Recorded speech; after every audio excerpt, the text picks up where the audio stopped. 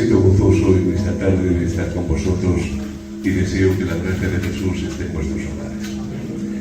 Para mí es un privilegio, primero, sentir su presencia y segundo, estar en medio de la amada del Señor, su amada iglesia. Tenéis una iglesia preciosa, por dentro y por fuera. Amén. Estabais sentado escuchando el tiempo de alabanza y de adoración y le rogaba al Espíritu Santo que me recordara un pasaje y que glorificara a Jesús en los corazones. Amén. Necesitamos que Jesús sea exaltado. Amén. Amén. Necesitamos que Jesús nos amenice. Yo hubiera dicho amén. Amén. Necesitamos que Jesús se mueva. Amén. Vuélvete a la persona que tienes al lado y dile, hoy Dios te va a bendecir.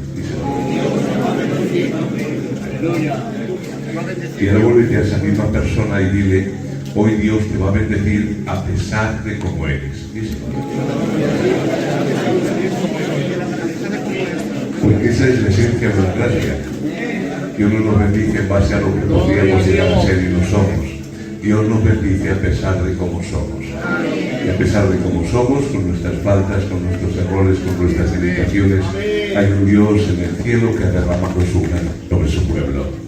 ¿Cuántos están sintiendo al Señor? Pueden levantar su mano y decir para mí fuerte, amén. Amén.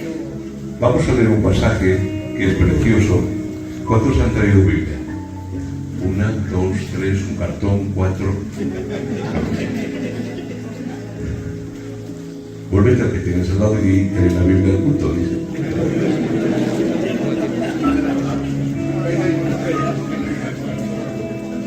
Amén. En el libro de Lucas, capítulo 10, verso 25, vamos a leer uno de los pasajes sobre las historias más bonitas, más hermosas y más conocidas de las Escrituras. Pero, como estéis tan tranquilos, no sé si ustedes saben que al estar tan tranquilos, ustedes corren un gran peligro. Porque cuando yo predico, no predico gritando mucho. Si yo os veo que estáis escuchando en silencio, me supongo dentro de mí, el Señor les está hablando. Voy a seguir un poco más. Y al principio no pasa nada, pero después de estar 2 horas predicando, lo vais cogiendo, ¿verdad? O sea que vosotros están callados, tranquilos, y yo al veros así, yo sigo, y sigo, y sigo. Amén. Libro de Lucas, capítulo 10. Fijaos qué pasaje más hermoso. Un mensaje no se mejora al certificarlo, y tampoco se degrada al simplificarlo. Mi deber como siervo de Dios es intentar interpretar la Biblia lo más fielmente al contexto original, según la capacidad de cada uno. Yo voy a intentar predicar lo más ajustado al texto bíblico que pueda, y después, cuando yo siembre esa semilla, va a tener que ser el Espíritu Santo el que obre en vuestras mentes y en vuestros corazones, porque yo no produzco nada en vosotros. El sembrador, cuando siembra, lo único que hace es repartir semilla, pero la semilla tiene en sí misma el germen de vida. Entonces rogamos al Espíritu de Dios que haga su obra por medio de su palabra. Libro de Lucas, capítulo 10, verso 25, dice así: y he aquí un intérprete de la ley se levantó y dijo para probarle: Maestro, ¿haciendo qué cosa heredaré la vida eterna? Él le dijo: ¿qué está escrito en la ley? ¿Cómo lees? Aquel respondiendo dijo: amarás al Señor tu Dios con todo tu corazón, con toda tu alma, con todas tus fuerzas y con toda tu mente, y a tu prójimo como a ti mismo. Y él dijo: bien has respondido, haz esto y vivirás. Yo hubiera dicho amén. Amén. Cuando un intérprete de la ley, un doctor, un maestro de las Escrituras, se levanta y dice para probar a Jesús: Maestro, ¿haciendo qué cosa heredaré la vida eterna? Jesús se extraña de que un maestro o un intérprete de la ley le pregunte sobre algo que todos sabían perfectamente. Durante cientos de años, las mentes más lúcidas y claras de la nación israelitas habían intentado dilucidar cuál era el corazón y el alma de la ley. 613 mandamientos había en el antiguo pacto y habían llegado a una conclusión, que el alma y el corazón de la ley era este: amarás al Señor tu Dios con todo tu corazón, con toda tu mente, con todas tus fuerzas, y a tu prójimo como a ti mismo. Es por esto que cuando este maestro, este entendido de las Escrituras, le pregunta a Jesús, ¿haciendo qué cosa heredaré la vida eterna?, parece ser que Jesús se extraña de que alguien con tanto conocimiento pregunte sobre algo que ya todos saben. Por eso le dice: ¿qué está escrito en la ley? ¿Cómo lees? Los judíos rezaban cada mañana y tarde en el servicio de la sinagoga una oración que en hebreo se denomina Shema, que es escucha, oh Israel, que es la primera palabra que está en el libro de Deuteronomio capítulo 6, verso 4. Escucha, oh Israel, nuestro Dios es uno. Amarás al Señor tu Dios con todo tu corazón, con toda tu alma y con todas tus fuerzas. Y claro, cuando este hombre responde y le dice al Señor estos pasajes, el Señor le dice: bien has respondido, haz esto y vivirás. Pero este hombre, queriendo justificarse, le dice al Señor: ¿y quién es mi prójimo? A diferencia de la primera pregunta, cuya respuesta estaba bien conocida y bien definida, esta pregunta, amarás a tu prójimo como a ti mismo, ¿quién es mi prójimo?, era una pregunta muy interesante en los tiempos de Jesús. ¿Y saben por qué? Porque según a quién preguntaras, así te iban a responder. Si tú preguntabas a los judíos, te dirían que el prójimo era su compatriota, incluidos los prosélitos. Si tú preguntabas a los fariseos, te dirían que los prójimos eran los fariseos como ellos, pero aquel que no era fariseo no era prójimo. Si tú preguntabas a los esenios, una secta de aquel tiempo más extrema que los fariseos, te dirían que solamente eran prójimos los esenios y que todos los demás eran hijos de las tinieblas.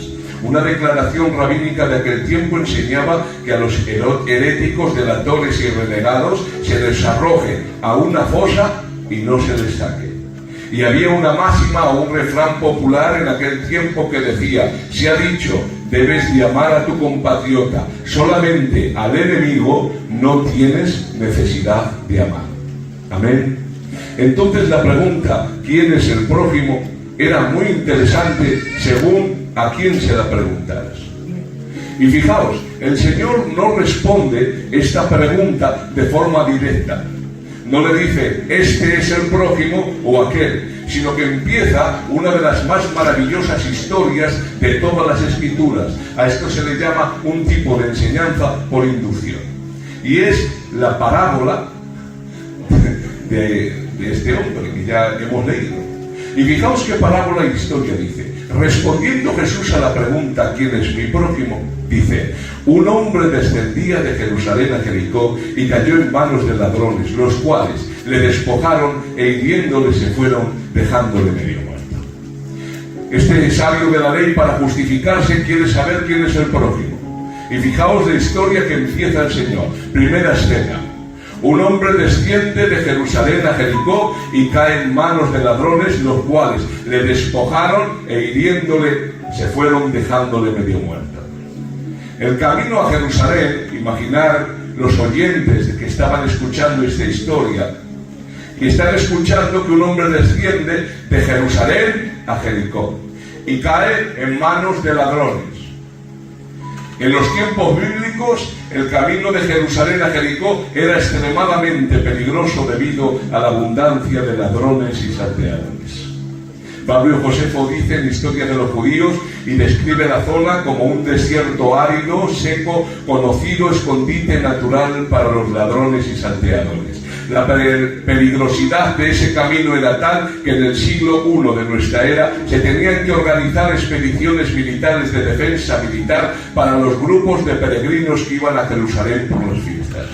Entonces, cuando los judíos venían de otros países o de otros lugares para ir a Jerusalén a hacer las fiestas y los ritos según la ley, tenían que ir expediciones militares para proteger a los peregrinos, porque ese camino de Jerusalén a Jericó era conocido escondido de ladrones y salteadores.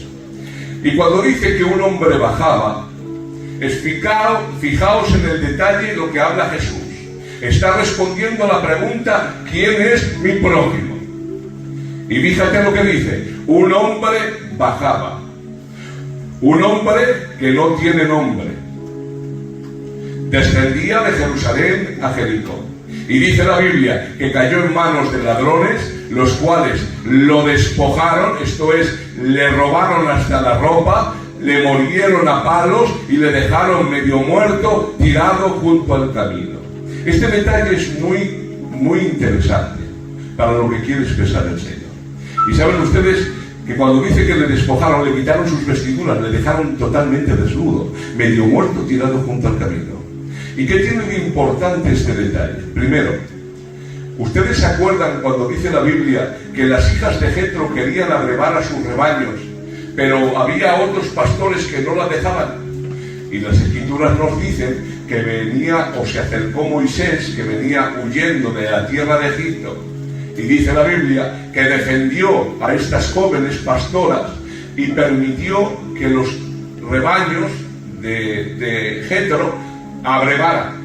Cuando las niñas van a casa, le dicen a su padre: escuchad, un varón egipcio nos ha defendido y ha permitido que nuestros rebaños abreven.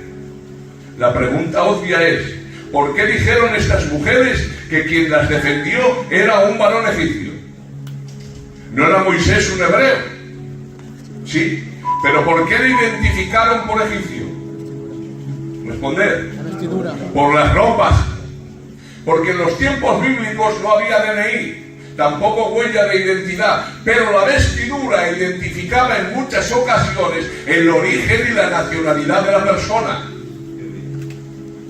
Entonces, a este hombre que desciende sin nombre de Jerusalén a Jericó, cae en manos de ladrones, medio le matan, le dejan moribundo, pero le han quitado toda la ropa, con lo cual no sabe si el que está caído es un israelita, no sabe si es un samaritano, no sabe si es un romano, no sabe si es un griego, solamente ves a un hombre medio muerto tirado junto al camino.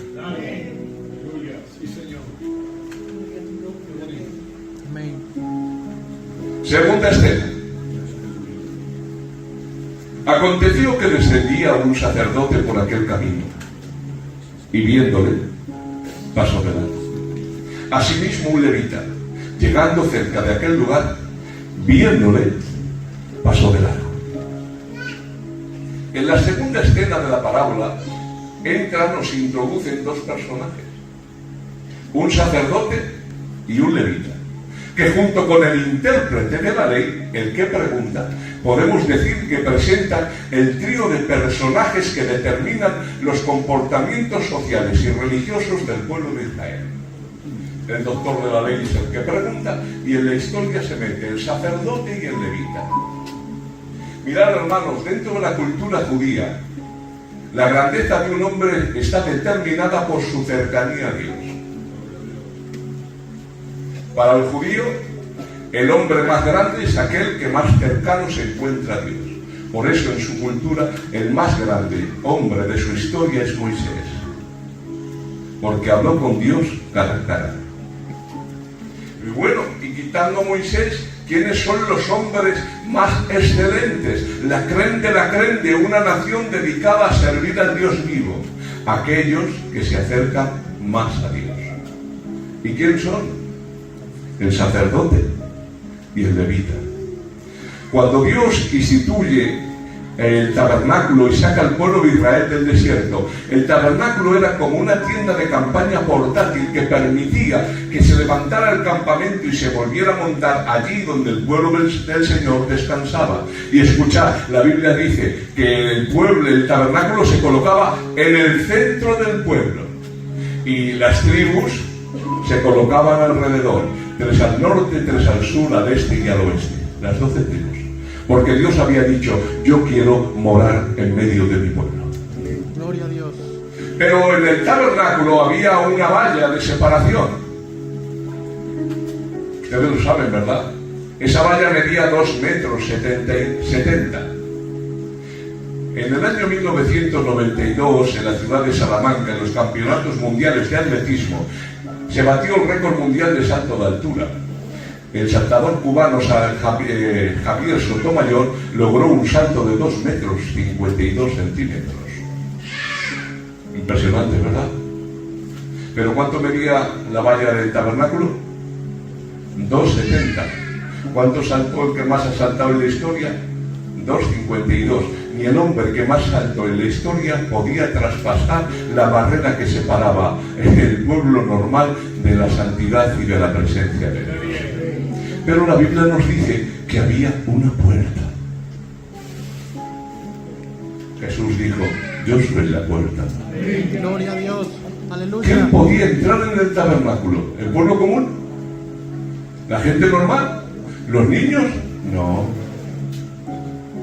La Biblia nos dice que cuando Dios se manifestó en su pueblo santo, dijo que nadie se acerque al monte, aun la bestia que se acerque morirá. Porque Dios es tan santo que no permite que el hombre natural se acerque a él. Solamente a través de sacrificios y ofrendas. En otras palabras, solamente a través del derramamiento de sangre. ¿Quién eran los hombres que entraban en el tabernáculo? Los sacerdotes. Eran los hombres llamados por Dios, apartados por Dios, para administrar las cosas santas de Dios. Por lo tanto, dentro de la cultura judía, si el hombre más grande delante del pueblo es aquel que tiene más cercanía a Dios, ¿quiénes eran los hombres más grandes de la nación de Israel? Los sacerdotes y los levitas. Porque ellos tenían acceso al lugar donde la nube de gloria descendía, donde moraba el Señor. ¿Lo entendemos esto, verdad? En los tiempos de Jesús se calcula que había unos 50.000 sacerdotes activos. Entonces, ¿quién era el encargado de hacer este sacrificio o aquel? Se hacía suertes. Ahora entendemos ese pasaje que dice en las Escrituras: y tocando en suerte a Zacarías, padre de Juan el Bautista, el ofrecer incienso en el tabernáculo o en el templo, fue y subió al templo a ofrecer el incienso. Y estando allí se le apareció un ángel. ¿Por qué subió Zacarías a ofrecer incienso en el templo? Porque le tocó en suerte. Imagínate esta iglesia y que en esta iglesia hay 5 cultos a la semana, o 6 o 7, y hay 50.000 predicadores. ¿Quién predica? Amigo mío. ¿Quién lleva el coro? Solamente lo hacían a suerte. Había sacerdotes que empezaban a administrar a los 30 años, se retiraban a los 50 y se retiraban sin jamás haber subido al templo, porque nunca les había tocado en suerte el acercarse a Dios y el ofrecer y las cosas al Señor.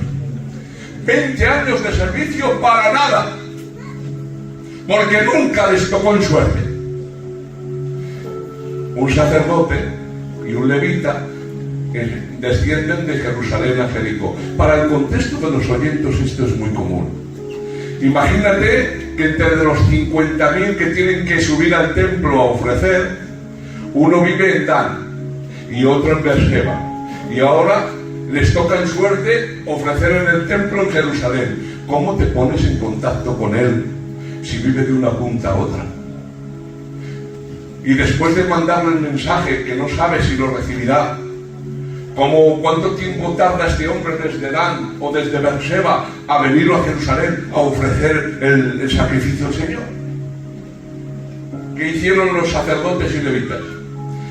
Al tener que estar dispuestos, si les tocaba en suerte servir, empezaron a acercarse y a vivir cerca de Jerusalén.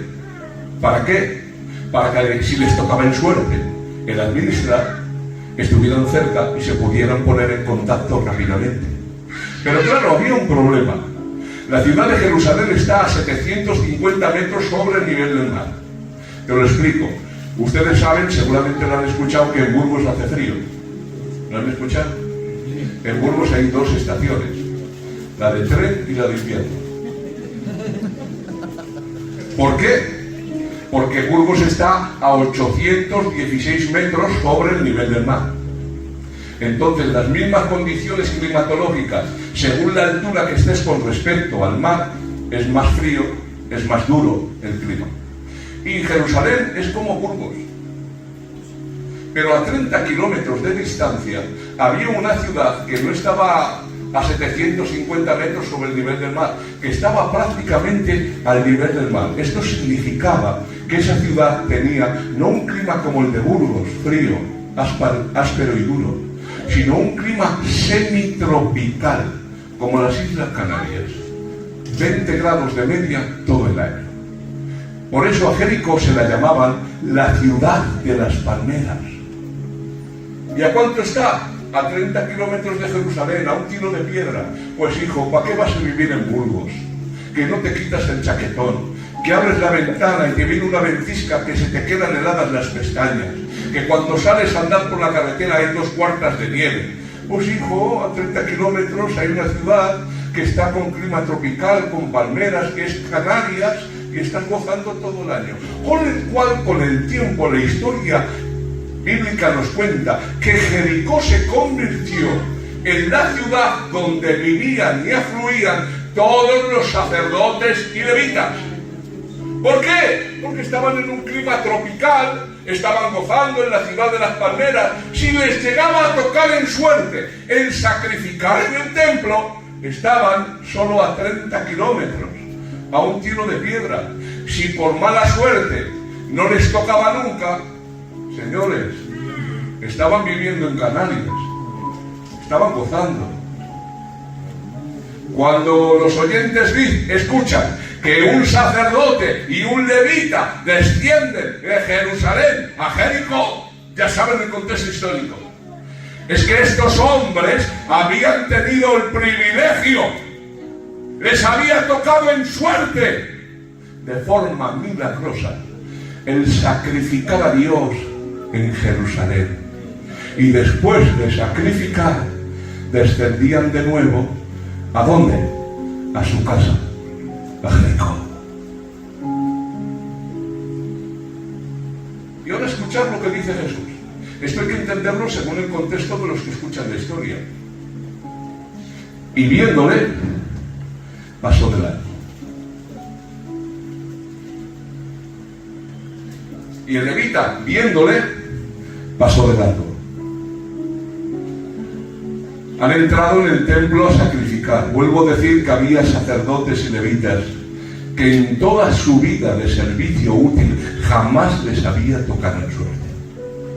Miles de ellos se retiraban, se jubilaban sin entrar en el templo a servir. Estos han servido. Son unos privilegiados entre una casta privilegiada. Son la creen de toda la nación. Todo el pueblo los ve y les reverencia.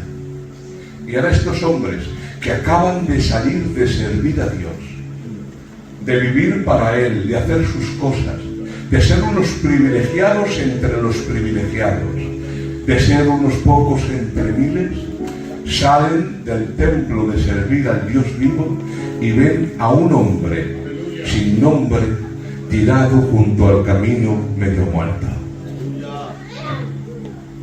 Uno de los oyentes que estaban allí, como ustedes me escuchan a mí, escuchando el acto de estas personas tan prominentes, lo que hacen que es tan reprobable, dice: chacho, ¿les ha dejado tirados? Porque hay que entender este pasaje dentro del contexto histórico. Os pongo el contexto.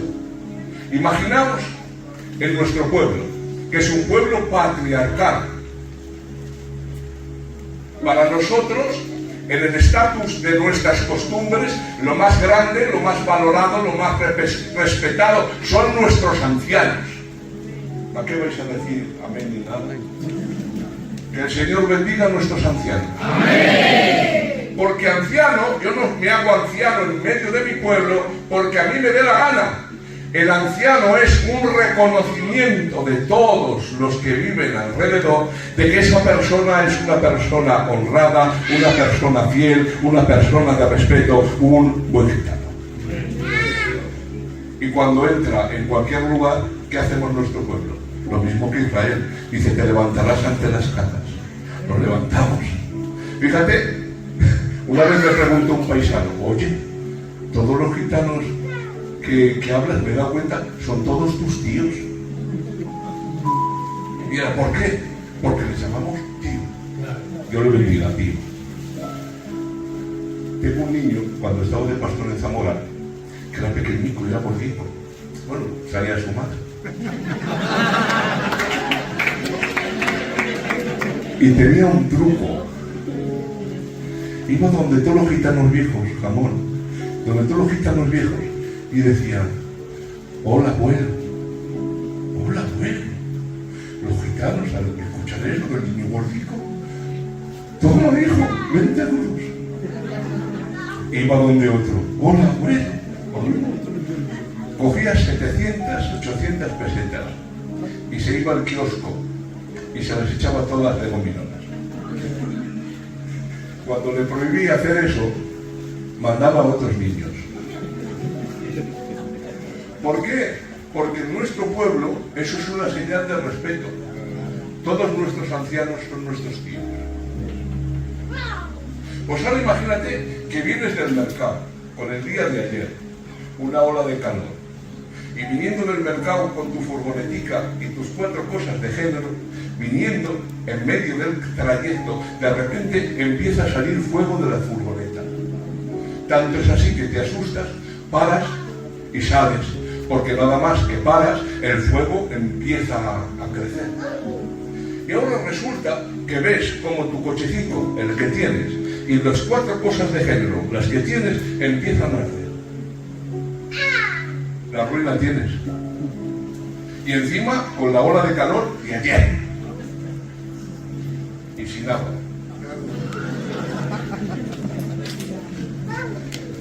Y ahora te ves en lo peor. Pero ahora, en esa tesitura, ves pasar, no digas nada, al gitano de más respeto y más honra que te venga a la mente ahora. El gitano de más respeto y más honra. Y ves que viene con el coche haciendo el mismo trayecto, viniendo del mercado. Viene, te ve ahí, aparte del coche, tu coche ardiendo, y el gitano pasa con su coche. Y tú dices, ya está, este gitanico, el tío fulano, me auxilia. Tú le ves, y le haces así. Él te ve y te hace así. Pero hace así como hace el rey. Pasa, pasa, pasa, pasa, pasa, pasa, pasa, pasa, pasa. Y se marcha. Y ahora dices tú, ahora vuelve. Pues no vuelve.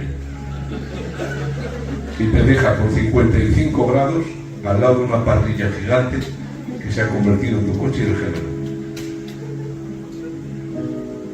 Y dices tú, o te mira otro, chacho, no te vio. ¿Cómo no me va a ver? Si me saludó así varias veces. Te vio y te dejó. Te entra en la mente que ese gitano de tanto respeto, de tanta honra, te deje tirado así y por lo menos no pare a ver cómo estás. ¿Te entra en la mente eso? Eso es lo que les pasaba a los oyentes de esa historia. Lo más grande de la nación, la creen de la creen, los elegidos de entre los elegidos, aquellos que acababan de servir a Dios en el templo, ven a una persona tirada medio muerta junto al camino y pasan de largo. Un despistado hubiera dicho, no le dio, chacho, no, dijo el otro, más atento a las palabras de Jesús, no has escuchado, y viéndole, pasó de largo. Uno que estaba por allí, que escuchaba y charlaba un poquito más de las leyes del Señor, dijo, mirad, que es que vosotros no sabéis. En el libro de Levítico capítulo 21 dice que un sacerdote no se puede acercar a cadáver alguno, ni se contaminará, ni aun con el de su padre, ni con el de su madre. ¡Ah, chacho! Entonces, Si es un problema de contaminación o limpieza ritual, es normal que el sacerdote que acaba de salir del templo y el levita que acaba de adorar a Dios, siendo ritualmente puros, pasen por el camino, vean a un hombre medio muerto y no se acerquen porque creen que está muerto. Porque tú te imaginas la vergüenza de ser elegido entre más de 50.000 para servir a Dios, y después de que sales, nada más que sales, tienes que hacer el rito de purificación, quemando las cenizas de la becerra que te tiene 15 días apartado, y encima no puedes coger el diezmo que te da la nación de Israel.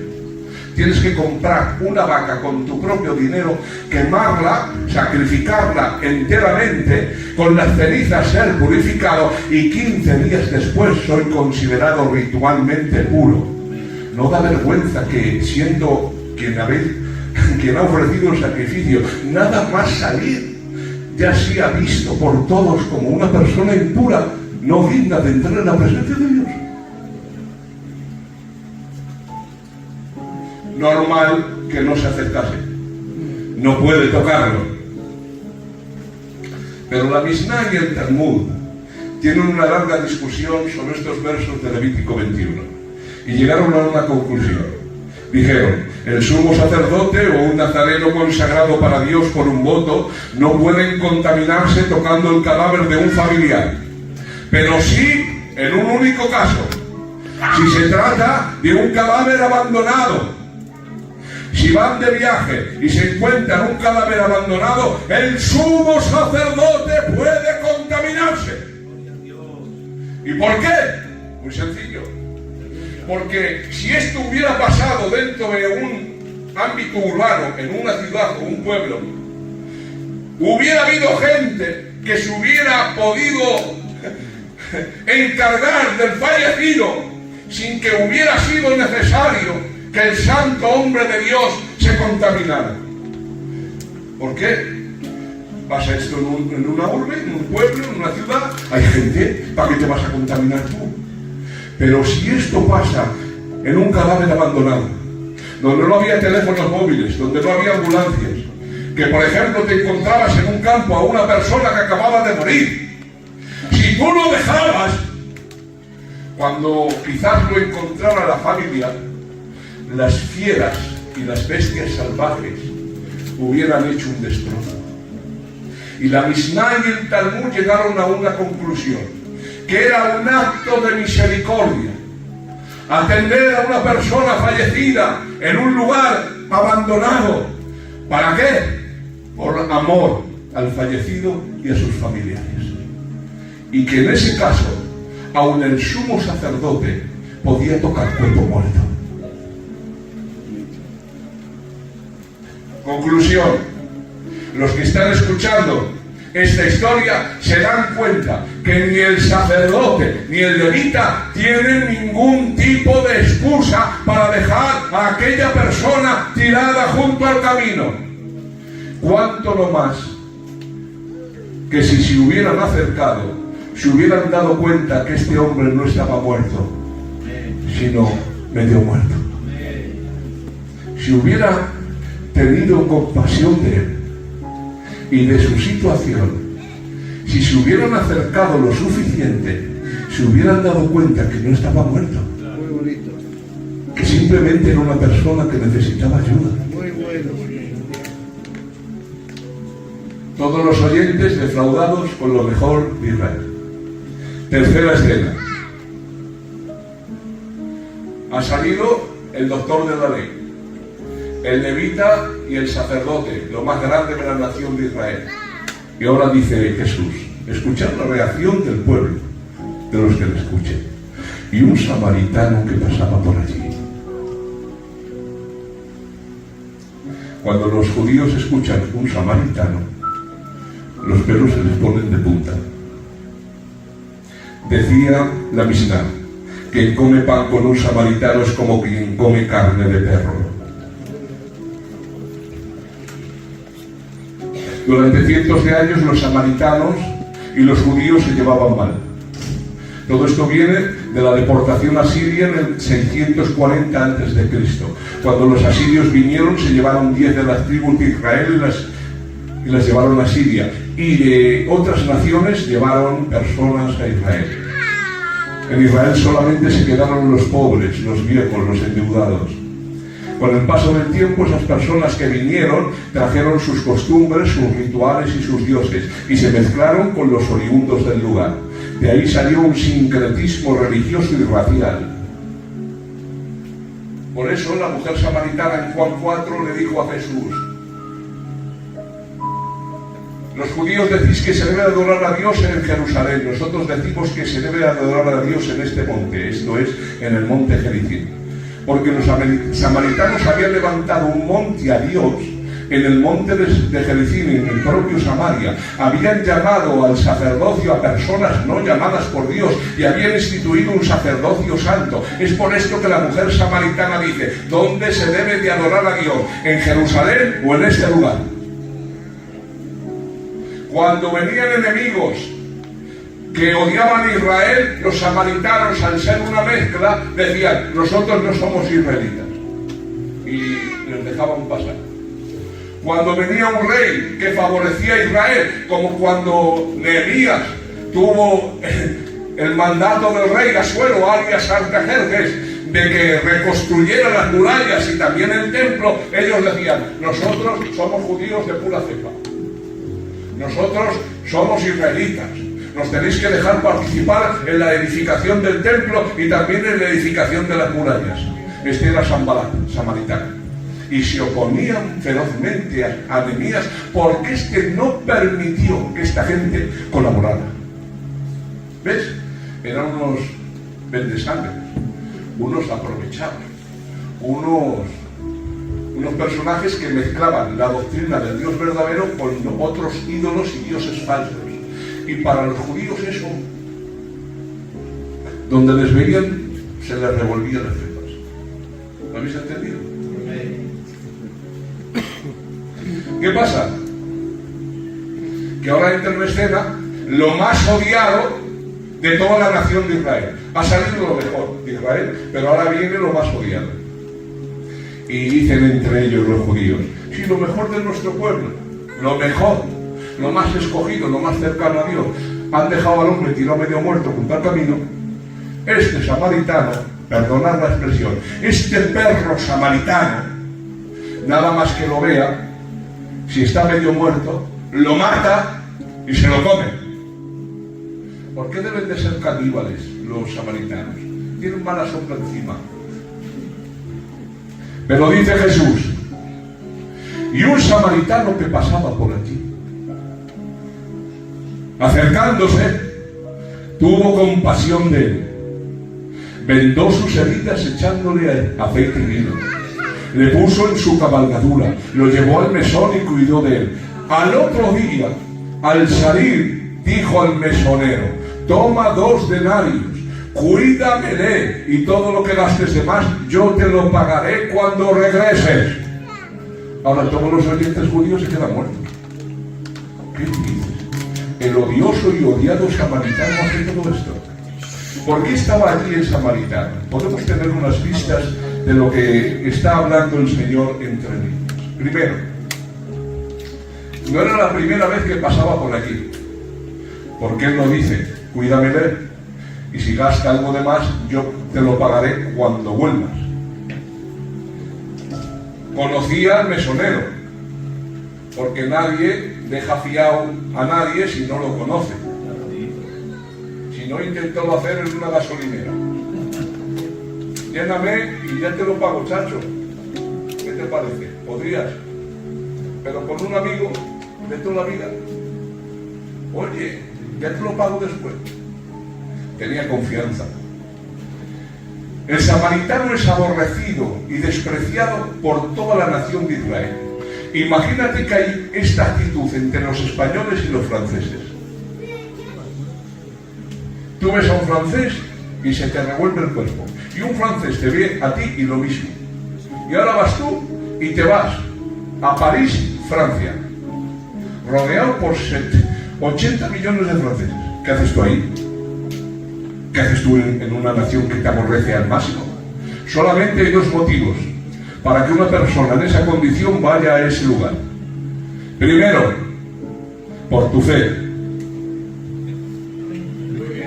Tú crees en Dios y ¿a dónde vas? A Jerusalén a adorar a Dios.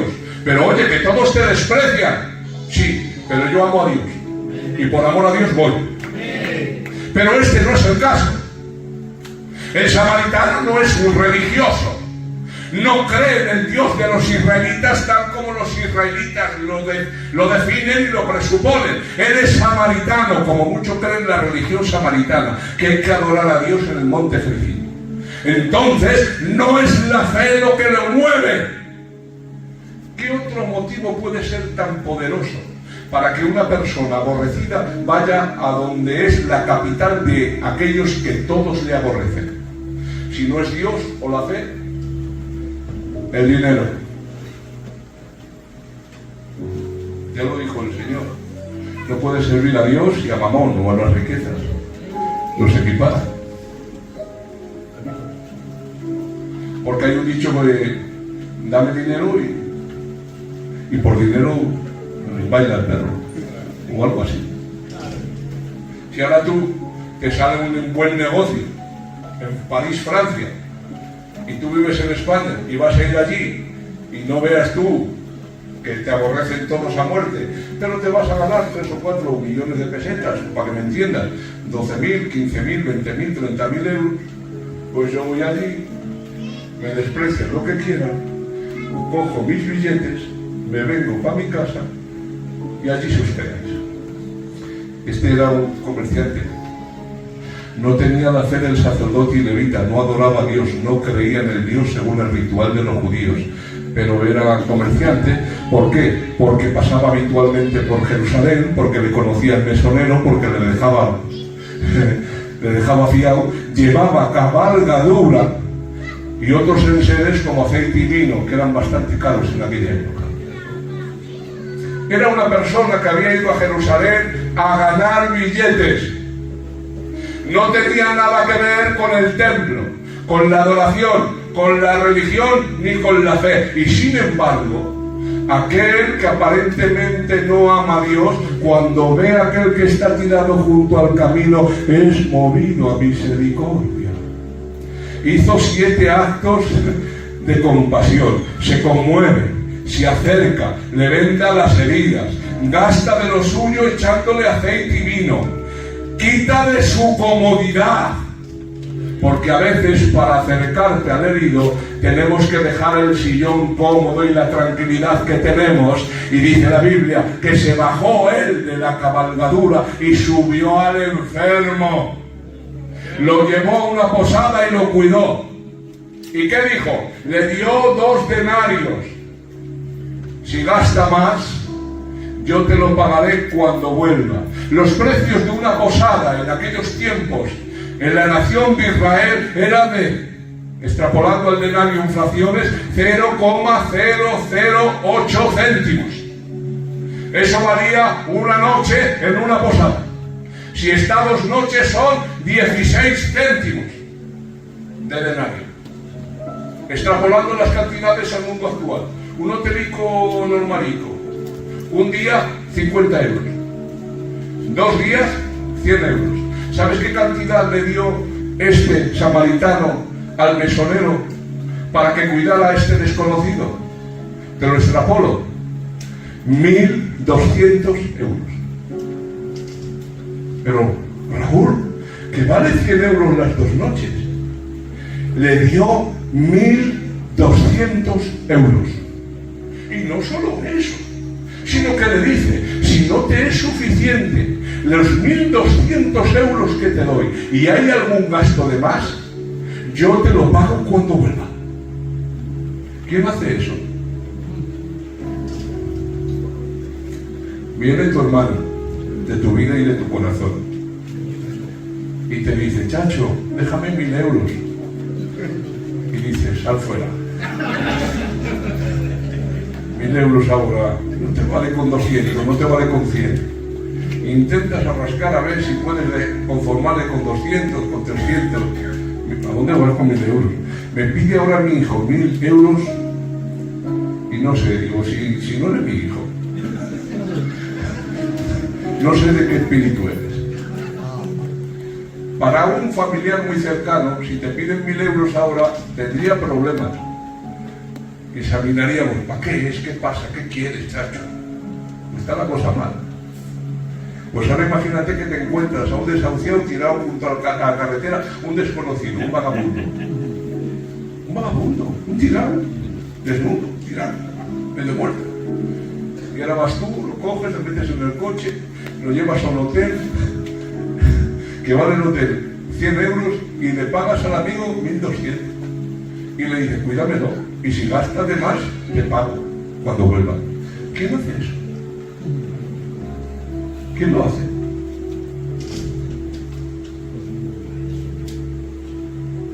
Esta es la parábola explicada en el contexto. ¿Me dejáis 4 aplicaciones? Sí. Primero, si os dais cuenta, la parábola está mal diseñada. No sé si os habéis dado cuenta, pero esta parábola está mal diseñada. Jesús no tenía que haber dicho sacerdote, levita y samaritano. Tenía que haber dicho sacerdote, levita, israelita. Y así se hubiera convertido en una parábola de protesta. Porque hubiera dicho, fijaos, lo que no ha hecho el sacerdote levita, lo que no ha hecho el pastor predicador, lo que no ha hecho el obrero y el del coro, lo hace una oveja. Te lo explico más gitano. Uno tirado medio muerto junto al camino, y pasó el pastor, yo también con vosotros, con su Biblia, que acababa de predicar en el culto, y pasando vio al tirado medio muerto y se marchó. Inmediatamente pasaron los niños y las niñas del coro, con el piano, con la guitarra, con el teclado, con las partituras, y pasaron porque habían estado adorando a Dios durante 2 horas y ensayando en el culto, pero vieron al tirado junto al camino y pasaron de largo. Pero una oveja que no tenía cargo, que se sienta en el lado del final, una oveja que los obreros nunca le mandan a orar, que prácticamente no cuentan con ella, pasó por allí, vio al que estaba tirado junto al camino y tuvo compasión de él. Si el Señor lleva a decir así esta parábola, se hubiera convertido en una parábola contra el sistema, porque hubiera dicho, ¿qué está pasando? Lo que no hace el pastor, lo que no hace el obrero, lo que no hace el predicador invitado, lo que no hace el coro, lo tiene que hacer una ovejita desconocida, sin cargo, sin reconocimiento y sin lugar. Y hubiera dicho, algo falla. ¿Ves? Hubiera sido una parábola de protesta contra el sistema. Pero el Señor no hace eso. El Señor no hace predicador, coro, ovejita. El Señor hace predicador, coro, inconverso. Y entonces esto ya no es una parábola de protesta. Esto es que el Señor te está metiendo los dedos en los ojos y te está diciendo que ya no es un problema de sistema. ¿Qué está pasando? Lo que no hace el pastor, lo que no hace el predicador, lo que no hace el del coro, lo que no hace el que tiene cargos, lo que no hacen los que tocan la alabanza, tiene que hacerlo un inconverso que no ha aceptado al Señor, que no tiene fe en el Señor, que no es morada del Espíritu Santo. Y el que inconverso que no tiene el Señor es el que tiene misericordia y es movido de misericordia. ¿Qué está sucediendo?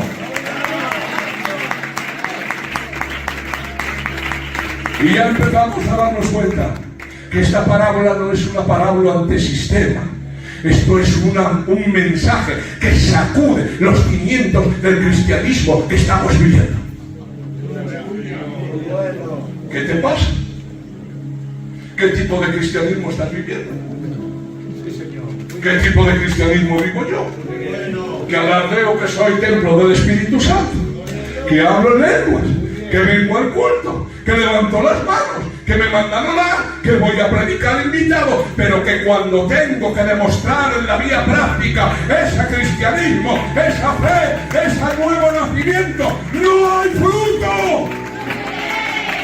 Y el inconverso, el que no tiene a Dios, el que no viene al culto, el que no tiene nada que ver con el sistema, ese tiene más compasión y más misericordia que yo.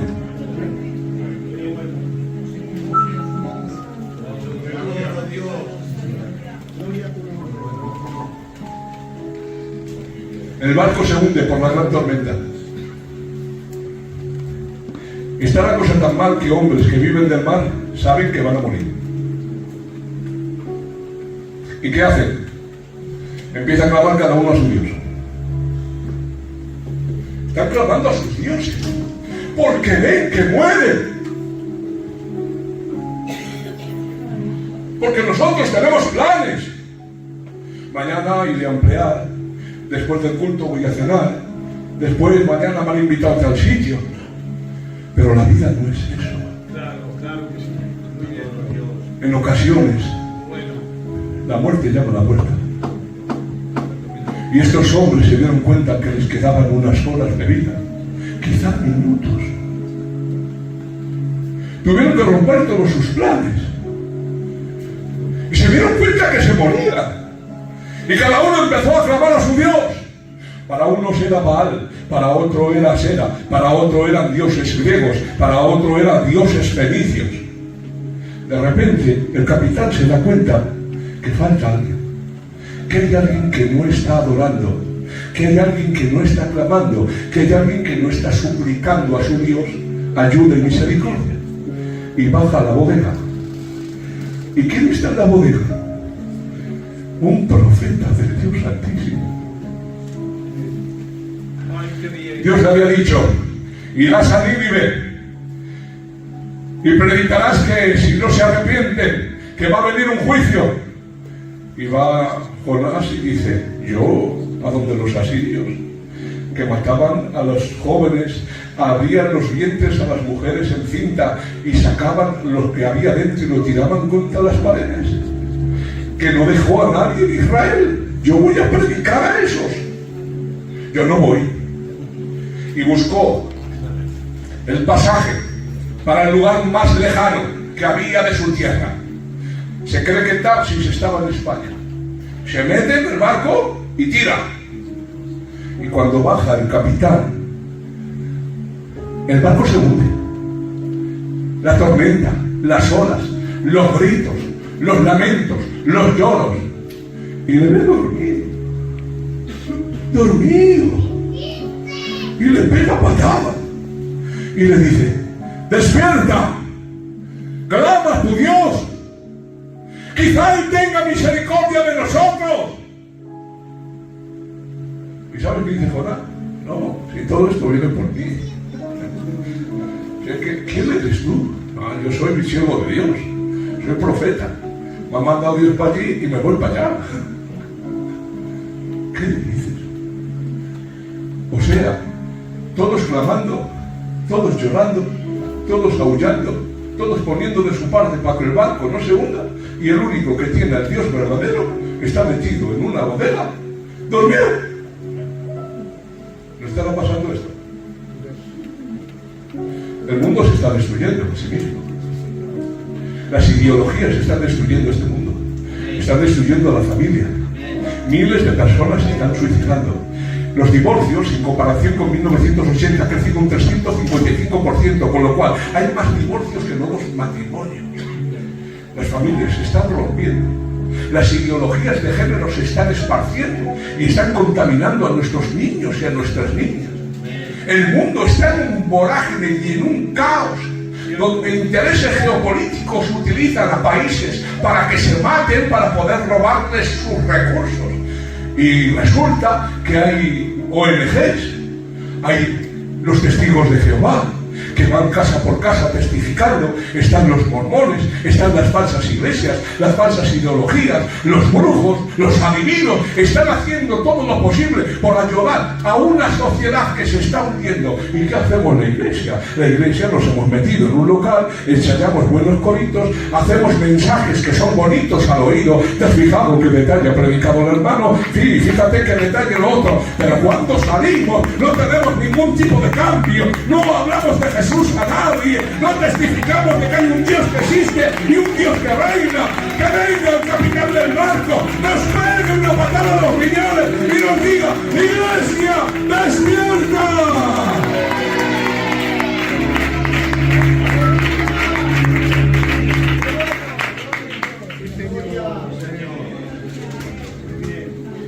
Es muy bonito ser cristiano. ¿Sabes cuál es la filosofía que impera hoy en las iglesias? Te la resumo en una frase. Yo quiero una bicicleta. Dios no quiere que la tenga. La robo y después pido perdón.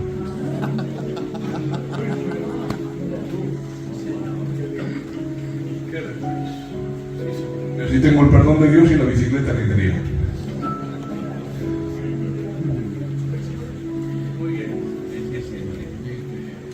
¿De verdad no creemos que Dios ve el corazón?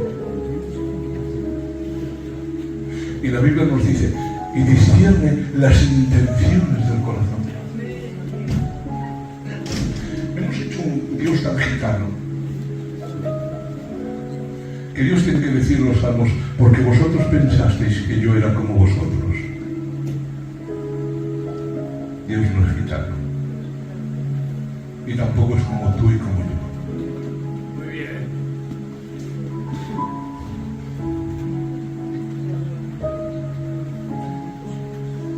Él es más grande de lo que pensamos. Gloria a Dios. Muy bien. Habita en una dimensión diferente a la nuestra, fuera del tiempo y del espacio. Durante las eternidades pasadas Dios existía en sí mismo y era feliz. No hubo creación, no hubo universo, no hubo estrellas, no hubo ángeles que le adoraran, y sin embargo Él estaba perfecto y completo en sí mismo y era feliz.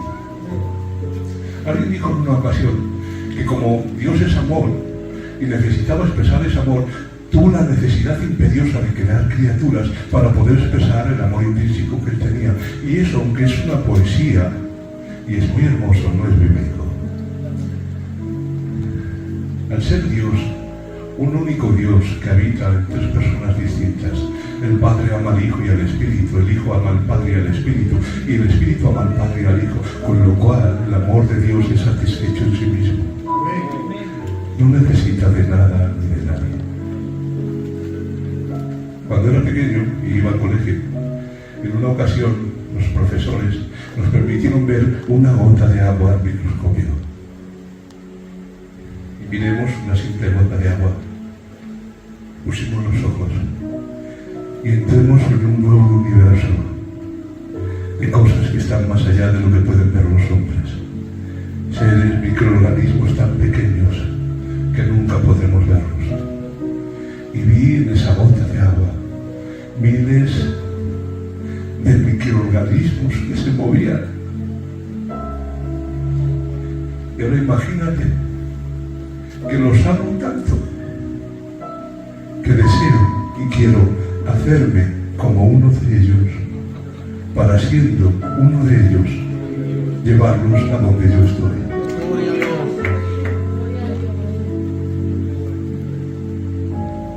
Dios es santo. Dios conoce las intenciones del corazón. No podemos jugar con Dios, ni creer que podemos engañarle.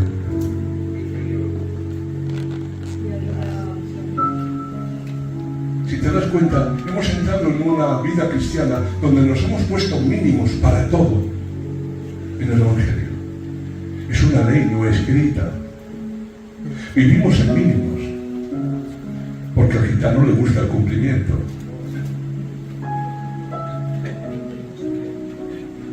Y dices tú, ¿dónde está esa ley, chacho? Yo no la veo por ningún lado. Es una ley no escrita y sin embargo todos lo sabemos. ¿Cuánto tiene que echar a la ofrenda una persona diariamente en el culto que sea considerado digno? 10 céntimos. ¿Lo veis bien? Venir al culto y echar 10 céntimos. Estáis diciendo, no, 10 céntimos es muy poco. ¿20? ¿50 céntimos? Una persona pasada por las aguas echa 50 céntimos a la ofrenda. ¿1 euro? Un euro, ya empiezo a ver gente que asiste. Sí, 1 euro. El euro es el mínimo común denominador que debemos de cumplir para ser un buen cristiano. Y cuando tú echas tu euro, te sientes bien. pero has vendido 1.500, pero echas €1. Pero has vendido 1.500, pero echas €1. Porque es el mínimo común denominador que debemos de hacer para que la gente nos vea que cumplimos. Menos no, chacho, que da lache. ¿Cuántos cultos tenéis a la semana? ¿4? 3. ¿Cuántos cultos a la semana tiene que venir un creyente para ser considerado un creyente de buen testimonio? 1, 2, 3, respondo otra vez. Y tú empiezas a pensar, 3, pero eso es mucho. No falta ninguno nunca. 1, es muy poco. 2 está bien. Y con 2 te conformas, porque has cumplido. ¿Estás cumpliendo? Siempre damos lo mismo. ¿Para qué? Para no esforzarnos demasiado. Pero damos lo justo para ser considerado ante los demás como buen cristiano. Nos hemos puesto mínimos para todo. No máximos, mínimos. Para que con el mínimo esfuerzo ser considerado, valorado, respetado y mantener nuestra imagen de cristianos. Pero, ¿eso es real? ¿Sirve en la vida real? Imagínate que vas conduciendo y de repente pasas un maravilloso pantano. Delante de ti hay un autobús con 25, 26 niños que van a hacer una excursión ese día. De repente revienta la rueda del autobús. El conductor pierde el control, empieza a vadear de lado a lado con tanta fuerza que el autobús rompe la pared intermediaria y cae al pantano. Inmediatamente paras. La temperatura es de unos 12 grados, el agua debe de estar a 3 o 4, con lo cual una persona en 3 minutos, si se ve queda en el agua, muere por hipotermia. Pero tú has sido testigo de un terrible accidente. 25 niños están atrapados en el autobús. ¿Qué haces? Lo que hacemos cualquiera de nosotros. Paras, te quitas los zapatos, te quitas la chaqueta y te tiras para intentar sacar a uno de esos niños. El agua está muy fría, tu cuerpo se adhiere, prácticamente no puedes con él, pero cuando lo sacas a la orilla, el niño empieza a toser, le das unos golpes a la espalda y ya te ves lo que va a pasar mañana. Héroe gitano salva a un niño en un terrible accidente. Te ves en los periódicos, eres un héroe, has salvado una vida. Has salvado más que el 90% de todas las personas del planeta Tierra. ¿Pero qué haces? ¿Qué haces? Te quedas sentado junto al niño diciendo, he salvado a uno. Ya soy un héroe. Mañana saldré en los periódicos. Probablemente algún anuncio por televisión saldrá. He cumplido. Y mientras 25 niños más están ahogando. ¿Qué harías? Saltarías de nuevo al agua. En el frío te adherirían los huesos. Prácticamente no podrías moverte, pero vas donde otro niño y lo sacas. ¿Y qué? Te has salvado a 2. Has salvado a más gente que el 95% de todas las personas de la Tierra. Vas a ser un héroe. ¿Pero qué haces? Te paras. Saltarías otra vez. Y saltarías otra vez. Pero Raúl, no puedes salvar a todos, es verdad. Pero lo estaría haciendo. Quizás salve a 7, a 5 o a 8, pero lo haría hasta que ya no pudiera moverme. ¿Y sabes por qué? Porque es verdad que no puedo salvar a todos, pero cuando me eche en mi cama, cuando cierre mis ojos y piense en ese terrible acto, tendré una paz. El testimonio de mi conciencia. Esa era la gloria de Pablo. Por eso Pablo escribe, esta es mi gloria, el testimonio de mi conciencia, que con sinceridad de corazón he servido a Dios. Y eso es lo que tenemos que hacer. No podemos salvar a todos, no podemos ayudar a todos, pero sí podemos en conciencia hacer todo lo que esté en nuestras manos. Aplaude aplaude al Señor, que es bueno.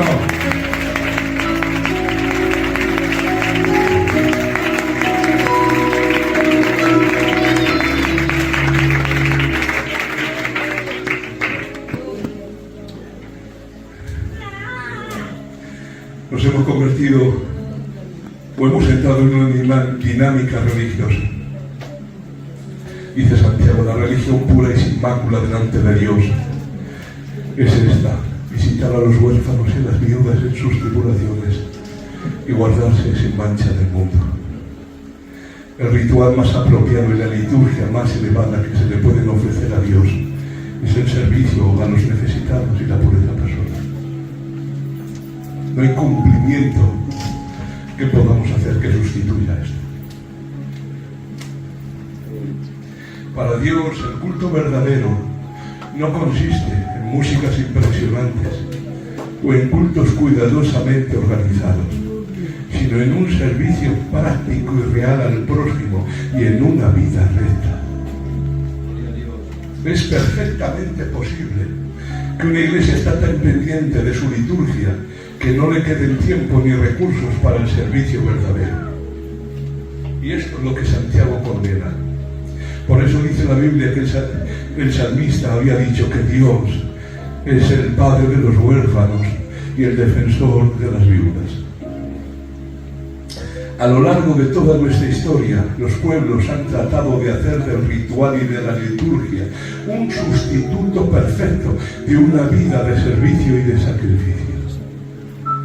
Han hecho de la religión una cosa espléndida dentro de los templos, a expensas a olvidar a Dios fuera de ellos. Con esto el culto con el tiempo se convierte en algo vacío e inútil, a menos que salgamos afuera a amar a nuestros semejantes e intentar ser más limpios delante de Dios. Un hombre contó una vez: tuve hambre, me hicieron una reunión para tratar mi problema. Estuve en la cárcel y se retiraron en silencio para orar por mi libertad. Estuve desnudo y reflexionaron sobre la inmoralidad de mi aspecto. Estuve enfermo y se pusieron de rodillas para dar gracias a Dios por su propia salud. Necesité un techo y me predicaron del refugio del amor de Dios. Estuve en soledad y se fueron a un culto a orar por mí. Parecen tan santos, tan cerca de Dios, pero yo todavía sufro hambre, frío, enfermedad y soledad. Por eso dice la Biblia: tendrán apariencia de piedad, mas negará la eficacia de ella. A esto se evita. Necesitamos hacer del amor al prójimo el verdadero culto.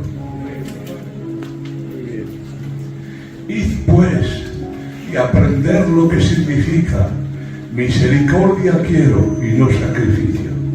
Y en otra versión dice: prefiero que seáis compasivos con la gente y no que me traigáis más ofrendas. Esto es el Evangelio. Hay algunas aplicaciones más. El otro día, si el Señor nos da salud, seguimos. Que Dios os bendiga.